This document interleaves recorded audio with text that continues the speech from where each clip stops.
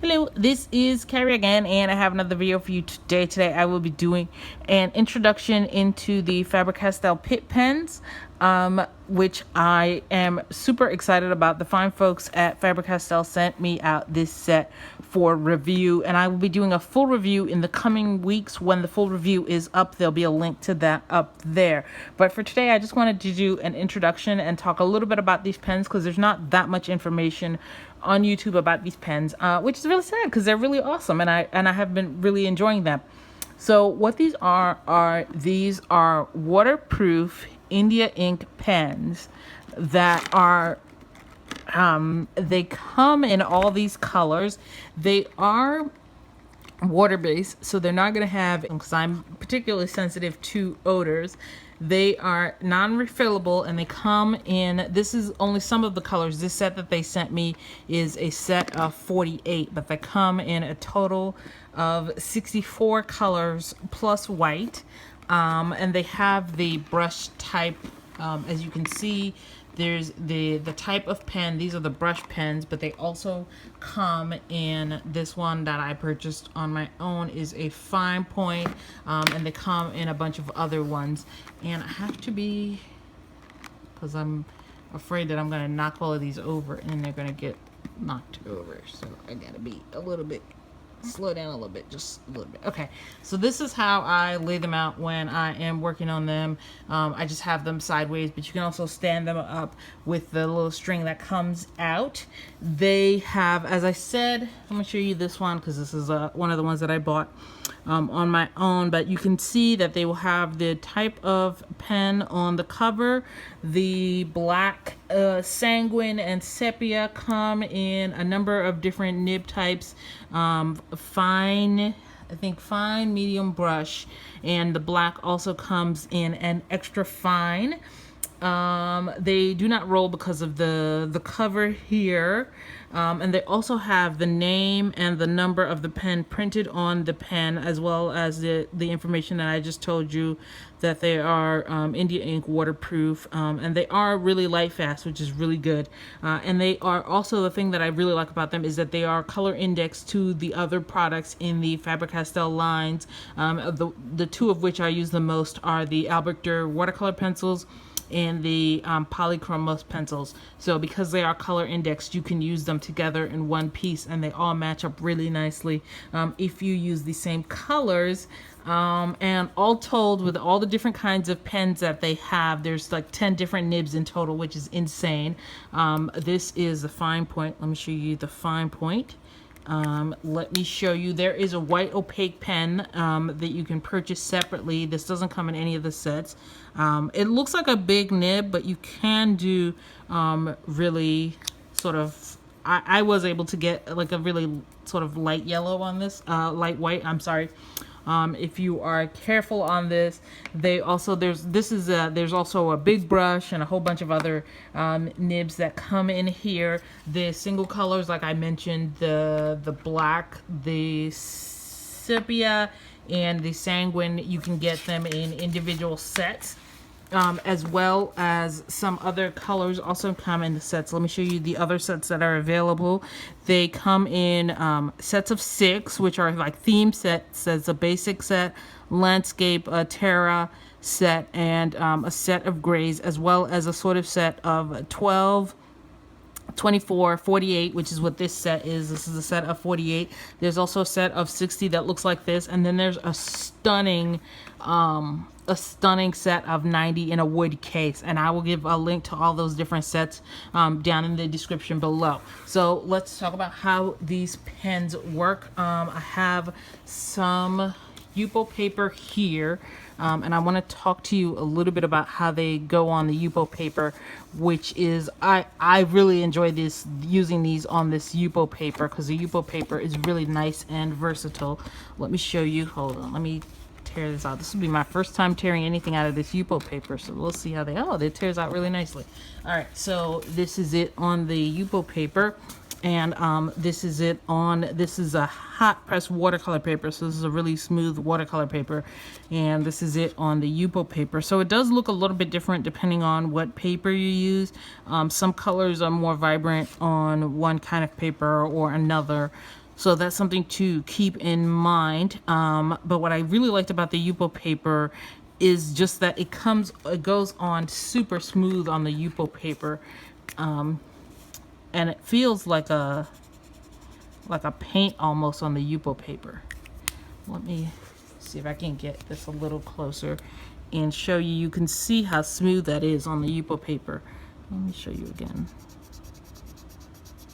So you can see how it goes on so nicely on the Yupo paper. The other thing that I really like about these is because it's a brush pen, you can get these really fine strokes, or you can get broader strokes or finer strokes, or broader strokes or finer strokes. You get the idea. So you are able to do that with all of these pens because of the fine nib. And you know, because the Yupo paper is such a smooth paper and the items lay on top of the Yupo paper, you don't really damage the nib, so these last a long time. Actually, I have a couple of black ones that I bought on my own, I think a year ago, and they still work fine. So these will last a long time, even though if they're not refillable. But you can purchase all the colors open stock, so that's not really a problem in terms of replacing. But I did want to show you some stuff on the Yupo paper, which I found this to be really fascinating on here. You can layer them wet, you can let a layer dry, and then layer over it, which will give you a more traditional style of layering. And you can also lift the colors on this Yupo paper. The other thing that I want to show you, and I think I might have lost my page. Oh no, I think I lost my page. Oh, here it is. The other thing that I just want to show you real quick is I want to show you how this looks on a coloring book page. And this is just me sort of learning about the process on how to get these in. And I think what I will do eventually, as you can see, you can layer on here, but I think what I'm going to do after I'm finished with this video is what I'm gonna do is I'm gonna do a lower layer with these Pitt pens, and then I think I'm gonna go over to give them a little bit more depth with the Polychromos, since they are color indexed, and they should work just fine with the Polychromos. But let me get out one of the greens and show you a little bit about how it works and how you can get. I like that the pen posts. Let's see here. I'm just gonna do this. This is gonna be weird because I'm kind of holding it, but I hope that I don't mess this up. Hold on. I hope I don't really mess this up too badly. So just show you that this goes in really nicely.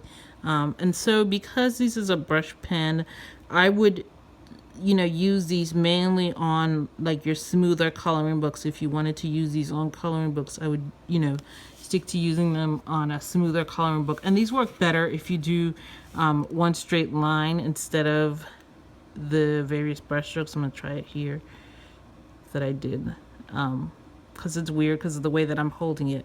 The way that I'm holding it is kind of not ideal, but it works better if you do one straight motion, as opposed to not having as much let's say being a little bit nervous. So let me show you on this test page here. And the other thing too is that these don't bleed on any other paper. So let me go back to that page that I was working on, which I should have marked. But let me show you the back of this paper. You can see that I've laid it on multiple layers, but then when you look at the back, there's nothing here. So these do not bleed at all, which is really great. So like I said, these work better if you just do like this, if you use one stroke. Another thing that I found that I really liked, if you want to color an area, it's easier if you just go while it's still wet and you work in smaller sections, so that when it dries, it sort of blends out and goes a little bit smoother than if you go something like this, which will definitely leave streaks, as opposed to just going over while it's still wet, if that makes any sense, going over the smaller areas. So I hope that this was helpful as a little bit of an introduction into these pens. The other thing, let me see if I can show you, is that you can layer. Hold on. You can layer and you can cross hatch as you would with, with any other marker or with a pencil. And I really like the box that it came in. The box is really nice. It's just a little, so you can see that you can layer and cross hatch here. and get really fun results. But if you want to do if you don't want to have the streaks and you want to have a smooth layering, then it is easier to do it as I showed you in the first one. You can see, let me show you. You can see in this first one that it looks a little smoother than some of these later ones where you just did the streaks. And once again, even though I did all that doing there, you can see that it does not bleed over to the other side. So this is actually the perfect coloring book for this. If you want to get these pens and try them out, this is, if you already have this coloring book, this is the perfect one, because this is a really super smooth paper. And then you can go back in and do some more hatching to get even more depth. And I was really happy with these. That's the doorbell. So I think that that's me. But I do want to thank you guys for watching. Let me know if you have any questions. What are the kinds of things that you would like to see in the formal review of this, which will include that page will be finished. Hold on. This page will be finished, and like I said, I'm going to do it with the Faber Castell Polychromos and the Pitt pens, and I'm going to use them together because I think that that's going to be the best way to use these if you want to use these for a coloring book. So I hope you guys like this video. Let me know if you have any questions. Once again, I want to thank the folks over at Faber Castell for sending me this set out to review, as well as to thank the patrons over on Patreon for supporting the channel and making videos like this possible. Don't forget to like and share and subscribe, and let me know what you think about me doing more marker reviews on this channel, and I will see you guys next time. Bye. Stewie. Why are you flicking your ear at me, Stewie? I see you. Stewie. Stewie! Stewie! Stewie! I see you trying to tune me out.